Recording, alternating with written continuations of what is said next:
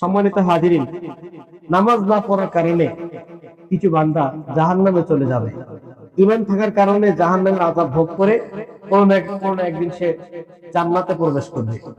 কিন্তু এই আল্লাহ পাক রব্বুল আলামিন এর পক্ষ থেকে ফেরেশতারা জিজ্ঞেস করবে, মা সালাকাকুম ফি সাকার, এই তোমাদেরকে আজকে কে জাহান্নামে পাঠালো, কোন অপরাধে তোমাদেরকে জাহান্নামে আসতে হলো? তখন তারা বলবে, ক্বালু লাম নাকু মিনাল মুসাল্লিন, আমরা দুনিয়াতে নামাজি ছিলাম না, আমরা দুনিয়াতে নামাজি ছিলাম না।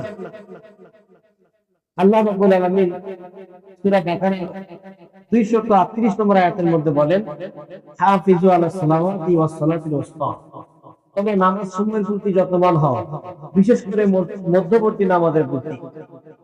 মধ্যবর্তী নামাজ দ্বারা বোঝানো হয়, কেউ বলেছেন জোহরের নামাজ, কেউ বলেছেন আসরের নামাজ। হ্যাঁ, কারণ এই নামাজের প্রতি মানুষের একটু উদাসীনতা বেশি হয়, এই জন্য এই মধ্যবর্তী নামাজের প্রতি যত্নবান হতে বলা হয়েছে।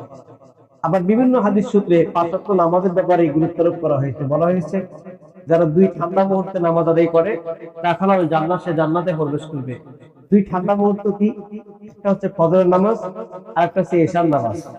একটা ফজরের নামাজ, আর একটা হচ্ছে এশার নামাজ।